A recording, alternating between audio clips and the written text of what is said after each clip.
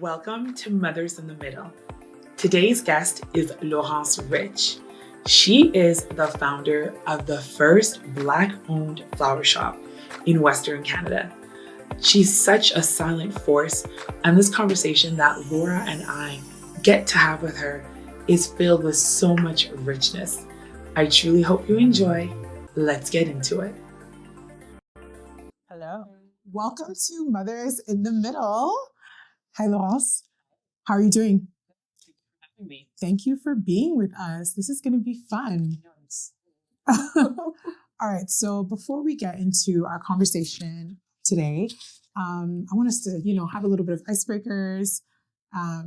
Sorry. Okay. Can we Just keep going. Okay. You're good. So what are we doing? What are we doing today? Okay. So before we get into our conversation, I think it's good that we start with some icebreaker questions. So Laurence, tell me, what is one thing right now that's bringing you joy, big or small? Right now, the freedom of traveling with my daughter and spending quality time with my girls, and then not having to worry about what's next, like overall. So that's bringing me a lot of joy. Yeah. I love and that. being here. This. Oh, okay. So if motherhood had a theme song, what would your theme song / anthem be for this season of life? I would go with Destiny's Child's Girls, mostly because this season of life is very full with motherhood, very full with friendships, and I've been blessed to have amazing girls or female, female. We them girls, yeah. Like Influence. Yeah, same influence, yeah. Female influence, my mom, my aunts, my girlfriends, peers and colleagues, and I would definitely say that they play a big, big part in my life before and now, and I can see that again in the future. So Destiny's Child's Girls would be it. I love that. Okay. I love A little that. DC, a little DC. Okay. And speaking of moms and women influence, if you had to describe yourself in 3 words, what would they be? And which one would your mom agree with the most? Okay. So number 1, I would say spontaneous. I am sort of an organized person, but I always leave room for being able to just pick up and go or just make decisions on the fly. So I'm a very spontaneous person that way. Number 2, I would say ambitious, because I feel like that's almost like my whole personality. But number 3 would have to be overthinker and overachiever. And that would be the one that my mom would agree with. My plate is never full. I'm always thinking. And that's probably why I don't sleep much. But yeah, that would be the one that my mom would say, that is Laurence, overthinker. So do you just not know how to celebrate your wins? The overachieving part.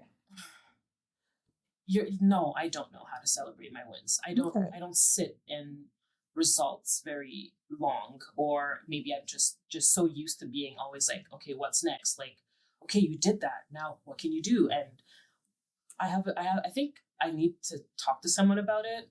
But just knowing what's end goal or what would make me fully happy, because when I achieve things, It's never find enough. happiness. I'm happy and I'm proud of myself, but I'm never oh, okay, I'm content. You don't know how There's to always revel more. No. in your... Okay. But I do that for other people though. I know. I'll be the first one to say oh my gosh, girl, you did so good. You just sit in that. You did that. But I should do that with myself. Almost like Issa Rae in Insecure, talking to herself. Yes. I'm you did that, girl. You did that. I don't do that enough. I do that for 30 seconds and then. Wow. I also talk a lot, as you can know. Girl, keep talking. It's a podcast. That's why we're here. We're here to You have talk. to tell me like stuff. No, we're not. And on that note, I love how you said you're an overachiever. So for those at home listening or watching, today's guest is an icon in her own right. Even if she might roll her eyes at me for saying that, yes, she's the founder of the first Black-owned flower shop in Western Canada, a quiet force in branding and storytelling. And her work speaks volumes. It really does, girl. And we feel so lucky to have you here with us on Mothers in the Middle. So Thank you. welcome, Laurence That's so Rich. sweet. Thank Yeah, you. let's give her like a little round of applause. You go, girl. Yes, girl. Oh my God, I want to have that little clap button. You know, that goes like, the crowd. We're Yeah. probably going to add Yeah. that. You know, it's funny because we were having this conversation and this is again the overthinker, overachiever in me. Mhm. I never thought about that. Like, I never thought about being the first in anything, maybe Mhm. because I don't do it for that reason. But thank you for like highlighting that, because I went to bed last night and I was like, damn. What are your girls for? At least I don't know if there's anyone. No, If there I is, do like, know. Please, like, Google me. We know. I mean, I should Google you. I don't know what I'm trying to say, but yeah, thank you. We know. Okay. You should be very proud of yourself. That's very impressive. Very. So, which leads to the perfect segue. So, we want people to know why you are who you are. So, you have essentially built a lane that, in my opinion, hasn't existed before. And we're talking Canada, and then I'm going to centralize more like Western Canada, right? And how did you conceptualize the idea to be not just a florist, but a head designer of your own company? Yeah. And what, like, because we're by the way, we're all Congolese. If you're listening to this, Yeah. we are all Congolese women here. From the DRC. Okay, Yes. Congo DRC. Very specific. Big purr. So how did you conceptualize this while, I'm gonna say, in my opinion, going against cultural norms?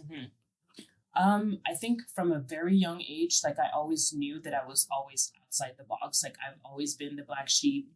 I've always been going against the grain, and that probably drove my mom crazy. But, you know, my mom comes from a military family and my dad is like an engineer. And I knew that that was not like, it never felt like I was ever going to do something that's like traditional job. Like, become a lawyer, I could have been a lawyer. I probably would have been a pretty good 5 when it comes to being a child of African parents. Yeah. Okay. lawyer, engineer, professor, anything that's like, you know, like, yeah. But I always knew that it wasn't going to be me. And it's really not until like my early 20s that I started just to like following my gut, like my instinct, like with the people that were around me. I started just gravitating towards people who were more creative or people who were going against the grain and figuring out a path to what they wanted to do.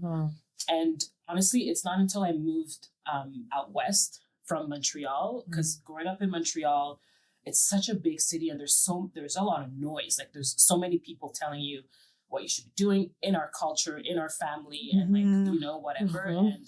And when I left Montreal, I felt like, well, first of all, I moved to Kelowna, which at the time, well, still now, but it's not comparable. But at the time, I was probably one of the only Black people like in the city of Kelowna. I believe you. I've been to Kelowna. Right? And then it's better now, but it was still very like hard to like not hide, but like not be seen because I'm a visible minority.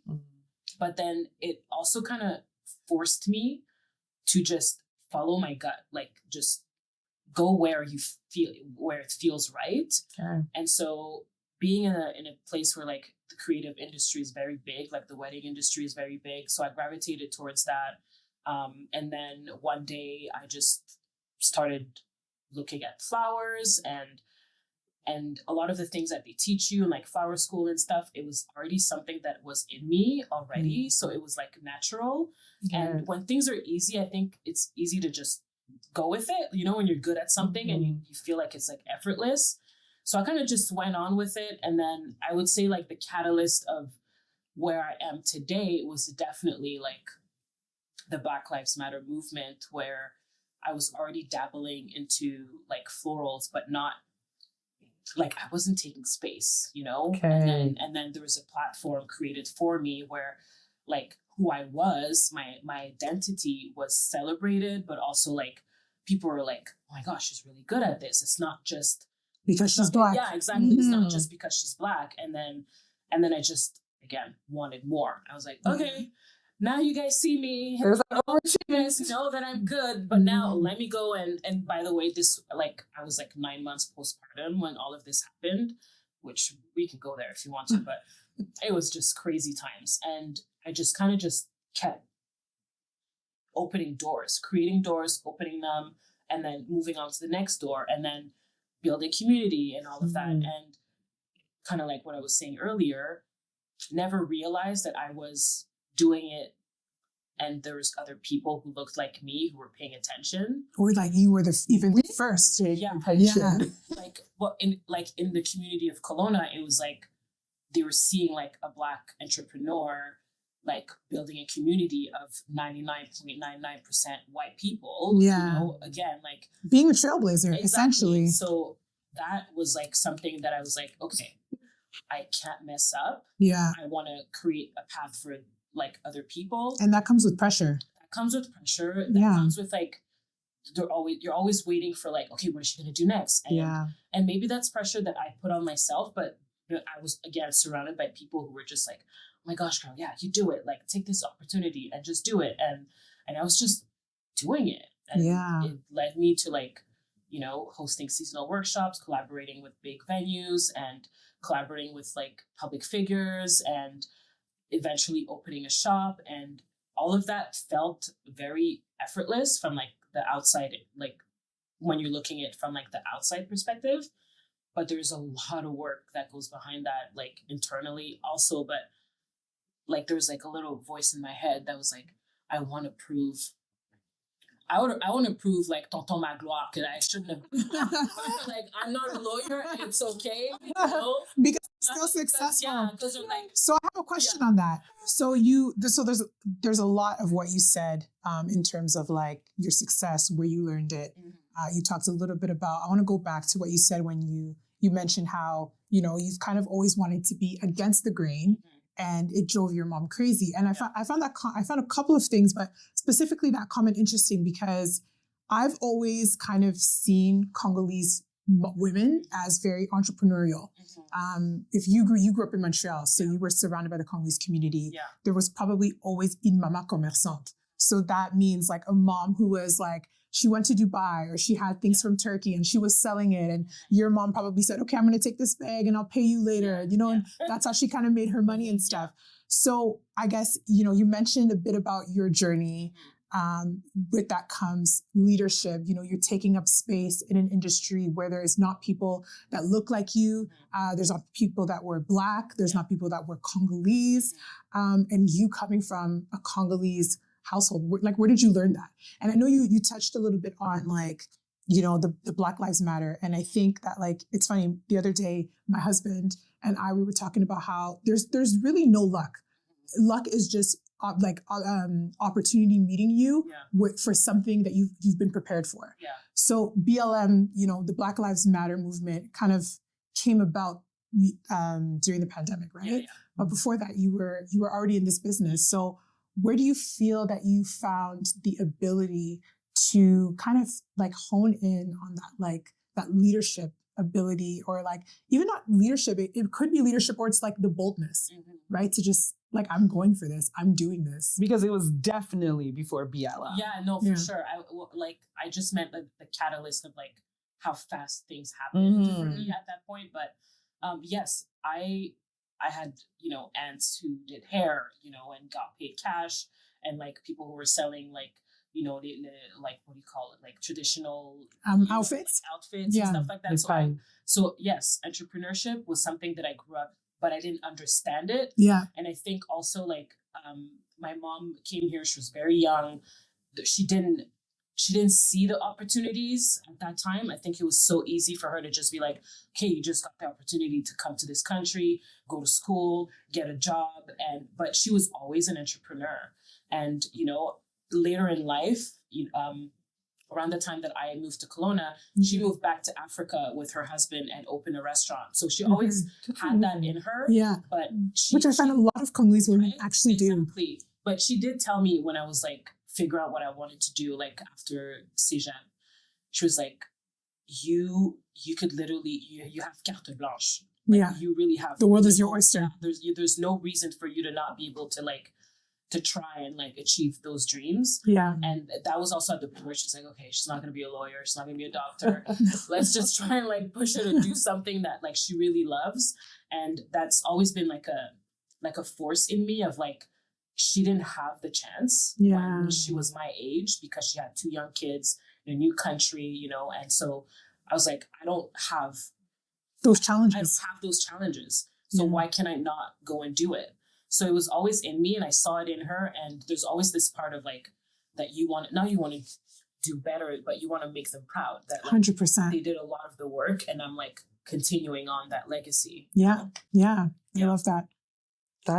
That response is so, it's like you're just leading into these next questions that we have for you, girl.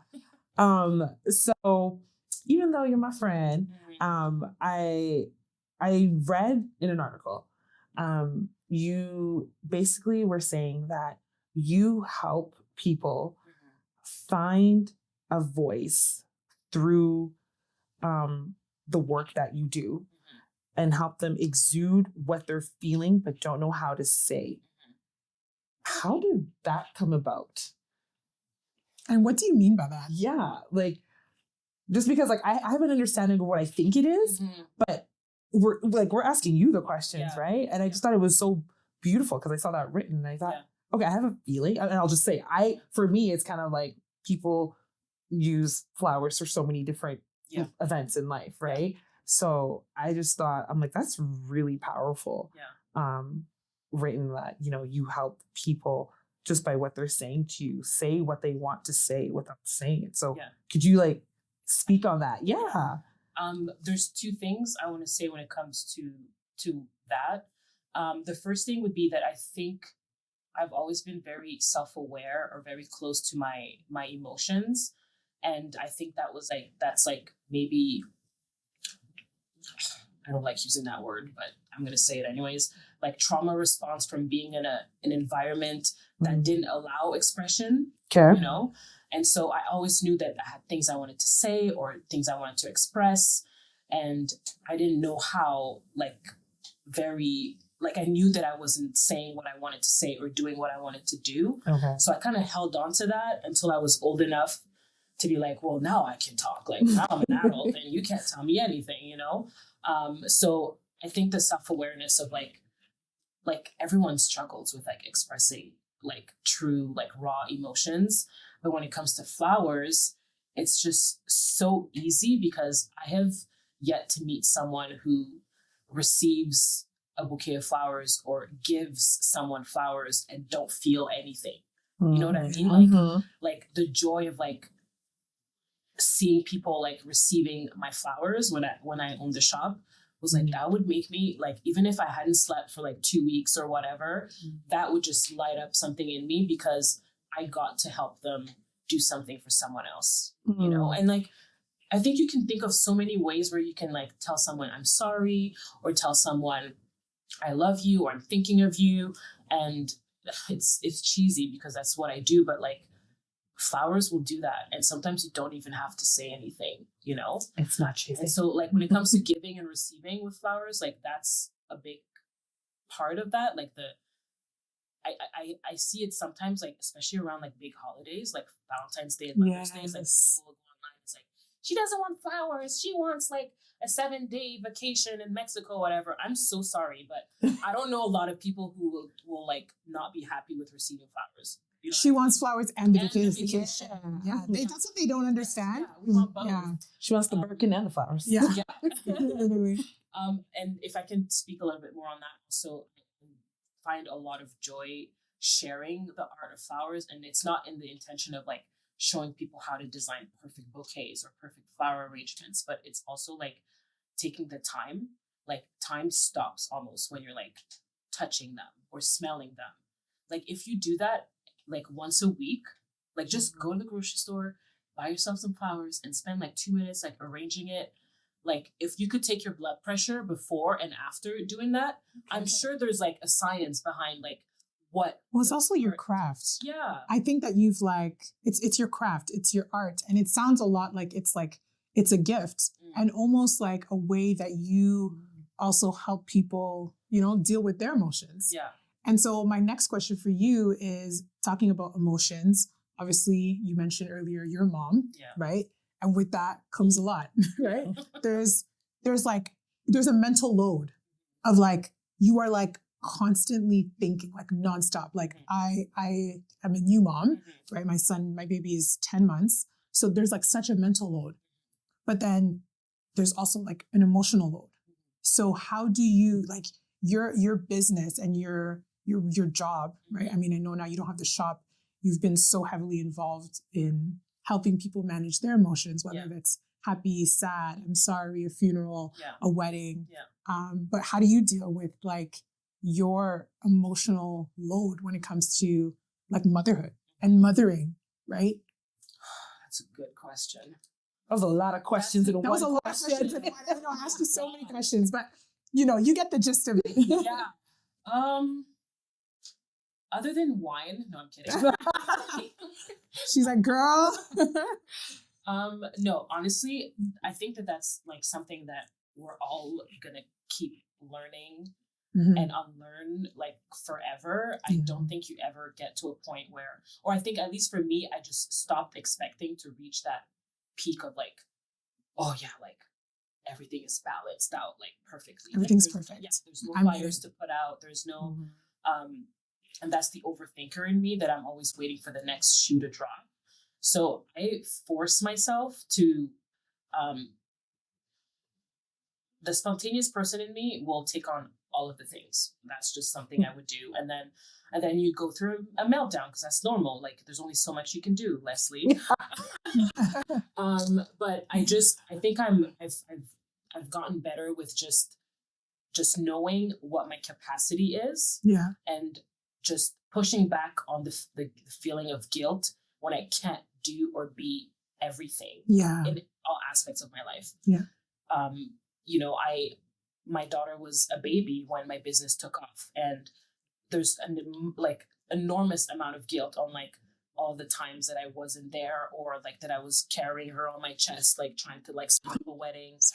I gave birth to her and 2 weeks later I was setting up a wedding. I'm not proud of that. Like I'm not even like boasting, like don't do that. That's just the dumbest thing ever.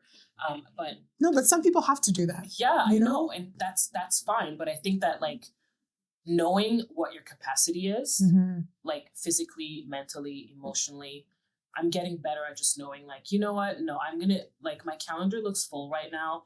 I don't have a weekend off where I get to just spend it with my daughter, or I don't have even like a day off where I'm not with my daughter, that I'm like doing something for myself, or, and just getting used to like, put it in your calendar, like solo day. Like I told Leslie this the other day, like I go to the restaurants on my own now. Yeah. Like I'll go have a meal, sit down, and this is the best because I don't have anyone saying like, I need a snack. It's like this one meal is for me. I'm eating, I'm chewing slowly, sipping my wine. And that will literally make me the best mom for the next like 3 days. Yeah. Until I need that again. Because you're pouring into yourself. Exactly. You're pouring into your own cup. Like release the guilt that you have to be and do everything. I don't think that's possible. If anyone knows how to do that, please let me know. But I don't think it's possible. And that's how I've learned to manage my load, is just to like write it down. What does that look like? And what's my capacity? Like, how much can I take on? And also knowing that there are seasons like in a year, like, especially for me, like in the work that I do, summer is always really busy. Yeah. And then there's a dip. Yeah. But like sometimes that dip, I would just find things to fill because I'm not comfortable with the dip. but the dip is necessary, like because Yeah. otherwise you're gonna burn out. Because you need to rest. Yeah, so It's a figure out your seasons and figure out what that looks like, and then you just do the best you can. And I think it's so important to add, because I know you weren't being hard on yourself, but give yourself grace, because the saying, you grow through what you go through. Mm-hmm. Unless you had worked 2 weeks after giving birth. Yeah. Where I think we can all admit here as moms that we think like we have a kid and it's like, I'm not handicapped, I just had a baby, but it's fine. I'm just gonna go back to regular life like it is, but you're like bleeding and you know what I mean? But so I think that's not regular life, but no, I definitely felt like life is stopping for me. The world is stopping for me. Yeah. So I absolutely felt that way. No, but I'm glad that you felt that. But just give yourself grace, right? You wouldn't know unless you went through it, right? So give yourself. But on the flip side, just to add to that, even though I felt that way, I've heard other stories of women who have worked, and to be honest, I've actually been very impressed by them. And like, sometimes I thought of myself, and I'm like, I should have been like strong enough to do that. Comparison is empathy, so of joy. And what you can handle is different from what another that's true. person can handle. Like, I mean, I would never do it again. I think that if I was to have another child, I would have a completely different experience just because I know better now. Yeah. But I also know myself.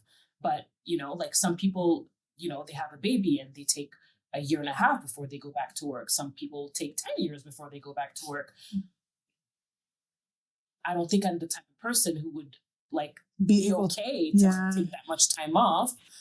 But I would learn how to like not overdo it because I have kiddos to take care of, but everyone's different when it comes to that. And what I want to say, also add, again, I said I talk a lot, but that's fine right now. Listen, girl, we're here to talk. I think it's so good. I'm like someone who's raising a daughter. I'm so happy to see women, especially women of color, speaking of their postpartum experiences because where they're resting. Yes. Like I had this conversation with my mom like months ago where I looked at her and I was like, you were probably depressed at some point in my childhood. Yeah. For sure. Like, there's no way. You leave everything your country, move here in the middle of January, by the way, Montreal, January. Oof. Like, that is hardcore, Don't have a car, have two young kids to, like, take care of and then pushing through all of the trauma that comes with like immigration and not having your family and like your support system, going to work like 9 to 5, like that, all of that. Like, I'm not saying it's impossible because we all do it now, like but they were foreigners, but they didn't know anything or anyone. And I was like, there's no way that you were not depressed at some point where like maybe she cried herself to sleep because she didn't know how long she was going to last here. Or she maybe had, an encounter with someone who made a racist comment to her, and like we're kids, so we don't see that. But now living through that, like as a mom with like a young kid, and I only have one, and I'm not saying only like as if that's still hard. You have a child, yeah. But like I was like, do you think that that's true? And she was like 100%. But she would have not been able to recognize that like 20 years ago. Yeah. Because who would have she had this conversation with? And they didn't have the language for it. Exactly. I think that we've helped. And you're the queen of helping people find language. So I push her to like, like now she goes to therapy and all of that. But like now we get to have these conversations. Yeah. Our kids are going to watch us and hear us having these conversations. The language we use with our kids today will allow them to also have these, the right language. Like, hey girl, you just had a baby, sit your butt down. Yeah. It's okay to be tired. The dishes can pile up, like it's fine. But I don't know if like our mothers had like that whisper of like, hey girl, you're doing the best you can. And that sometimes makes me sad. But like, no, I'm not like, anyways, I'm not being over dramatic, but I'm glad that we're like in this era where we can have these conversations, and it's okay that we all have different experiences because we all have different experiences. That is life. I literally, you have spoken on so much. Oh my gosh. Like, I'm like, where'd I go? So based on like, even what you just shared, you're doing with your mom, like that's a form of like building that community with your mom, even at her age that she didn't have, when she was with you and your brother. And I want to know, because community can be both a mirror and a shield. So what now makes you feel most safe to be all of your layers, even the messy ones? And what does true belonging look like for you now? I know you look at you with your big words. No, but girl, belonging. But but you touched on that. So what does that look like for you now? Like, you've shared, what you're doing now, and I love everything you just said. But yeah, what does that look like for you now? Belonging. Mm-hmm. And what feels safe to you now? That is, that's going to be a long answer. That's okay. But I think that when you think of community, you think of people who you can rely on, people that you can collaborate with, people you can exchange with. And I think that in the business world, it could feel transactional when you make friends through work because you do the same job or whatever. Mm-hmm. And I would say that, like, although I think that building community is just part of who I am, like, just knowing people, I like to know people, because the more people you know, like, easier access, easier, like, everything. Yes. But I never realized that, like, by also being myself, because a lot of the people I know now are, like, friends, or like can, like, know me from, like, the work I did or a relationship I have in common with them or whatever. And I would definitely say that before, my community, my belonging was tied with my identity as, like, a business owner, like like Laurence, the black florist. Like, people would say that, like, the black people in Kelowna would say that, like, oh, that girl, the black girl who owns a flower shop.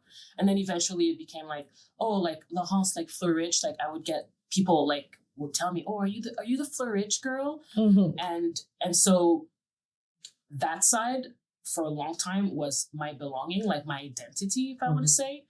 And then, after, like, losing Ryan in 2023, I went from being super out there to, like, wanting to protect myself, because I didn't realize how big of a reach I had. I think it kind of caught me off guard, like, in a great way, though. Like, people really showed up for me in Alaya. It was, like, really hard times, but then eventually you start seeing, like, and I don't hold any grudges whatsoever, but eventually life moves on, and you see people, like, they don't check in as much and whatever. But, like, the people that are still here, like, 2 years later, a lot of those people I met through my business. Like, you and I met online. I know, online. And a lot of my good friends, like, I met through, like, working together. Like, Isabella, for example, she gave me cookies for my first workshop, like, flower arranging workshop. And now we're, like, so, like, now I would say my belonging in my community has allowed me to really step into this next chapter of life. And it has nothing to do with what I can do or what I can give to them or what we can trade, you know? And it's really about, like, people who care about you, like, actually. Like, there's people who still follow me on Instagram. Like, my Instagram is private now, but who still follow me from, like, back in the days, and who will check in, like, randomly. And I'm like, that's, like, a customer who would come in the shop, like, once a week and buy flowers for her table. And she remembers me doing flowers for her mother's funeral. And then, she dropped off, like, lasagnas for 2 weeks after Brian passed, and, like, that's community, like, that's just people who, like, who get you, like, inside. And I, like, we've never had, like, deep conversations or anything like that, but so now I'm finding, like, comfort and like, releasing the identity that I had before, because that's gone, and I'm not trying to get that back. Whatever I do next in my business world, because I'm definitely going to do other stuff. Yes, you will. But the community that I have now is so precious to me that I'm like, I almost, like, okay, again, this pressure of, like, overthinking and overachieving. I'm like, I want to make these people proud. Like I want them to look at me and be like, girl, We're look, you know? So does that answer your question? Oh my God, absolutely. Yeah, The only okay. thing I want to know, let our viewers know who Brian is. Yeah. Okay. Brian was my husband, and he passed away April 2023. And that was a very, very unexpected and very hard period. It's still hard, you know, but honestly, like, you guys showed up big time for us. And I think things and people come in your life for a reason, like at a good time. Like you were there like the weekend before. And yeah, we think of him, obviously. We're back in Montreal, closer to family and everything. And so, yeah. And also just to expand on that, my last name, Rich, is his last name. Mm. And when I started like the flower business, we're thinking of like names, like business names to like come up with. And he came up with Fleur Rich because it was like, oh, Fleur and Rich, you know, because you're going to be rich. And I'm like, oh, I like that. And like for like 2 weeks, we're like, that is so tacky. That is the tackiest. But every time I tell like the name Fleur I Rich, love it. people are like, oh my gosh, that is so clever. Because you know in French, like Fleur. And I'm like, okay. And they're like, oh, that's so good. That's so good. So like, although like I'm separating the belonging of like what Fleur Rich was for me, because it is such a big part of my identity. Yeah. And I want to preserve that because it's also like our story and, you know, how I started the business with him. Mm-hmm. And I want to continue on that in a different way. Like that legacy. Yeah, in a different Legacy. way. I think before I was very out there, very public figure-ish and whatever. And now I want to do what I do, but like keep a sense of like privacy and protectiveness of what I do. And the people who know what I do are like, it's a very small circle. And that's okay too. You can still build a community outside of what you do, and you don't have to always like Be the face. I think that's, yeah. Wow. Yeah. Thank you for sharing that. Yeah. And my condolences. Thank you. But yeah, thank you for sharing that. You've shared so many, like, I think powerful things, so many gems, about like your life, motherhood, womanhood, leadership, being in business. If you were able to talk to like young Florence with everything that you've gone through, everything that you know, the lessons that you've like, you know, you've learned, what would you say to younger Florence? And I guess like starting by, you don't have to, and fill in the blank. I would definitely say you don't have to make it perfect. You don't have to figure it all out. You just have to trust your gut and just do it. Because I sometimes, like, this is the time anxious part of me where I'm like, I don't have a lot of time, which I've always been like this, by the way. I always thought like there was so much I wanted to accomplish in my life. And I was like, am I ever going to do everything? And even more now, I don't know why. Well, probably because there has been a close death around me that I have this like ticking like, but I feel truly that like my journey in life and in business and in motherhood all happened how it was supposed to be, that I wish I would have trusted that things would fall in place, you know, like, oh, but what if I'm not good at it? If I look at the flowers I did, the first bouquet of flowers I handed off to a bride, I'm surprised she paid me to do that, because it was the ugliest bouquet I ever made in my life, but she was so happy. And that was just the catalyst of like, okay, like I can actually do this. I wish I would have done that like 10 years earlier. Just like trusted my gut and just like do it. Like, it's okay if it's not perfect, you know. But you're still doing it. I should still tell myself that, actually. It's not perfect. It's not perfect. Just do it. It doesn't have to be. Yeah. That's good. I love that. I have nothing more to add. I thoroughly enjoyed this. Yeah. I feel like we could keep going on and on. before we wrap up, I just want to know for our listeners, our viewers, where can they find you and see your beautiful art and get in contact with you and connect? Okay. Well, I still have my Flourish Creations account on Instagram, Pinterest, and all of that. Right now, there's not much going on there, but very soon there will be. And then through there, you can find my website, flourish.ca. That's the best way to contact me. I'm still taking not very small, but I'm still taking work. I'll make that face. Yes. I'm still taking work, and I still am in the industry. I think now I'm just allowing myself to like breathe a little bit before I like put my shoes on and get back to work. Thank you so much, Laurence. This was an amazing time, and I'm sure I can speak for me and Leslie. We both had such an enriching, edifying conversation. So thank you for the time. Thank you for joining us. We will post her socials on this video link, so you guys are able to follow her on Instagram, as well as we'll put her website. So Book my girl. And this was Mothers in the Middle, and stay tuned for all our future episodes. Bye. Bye. All right. That was a good thing.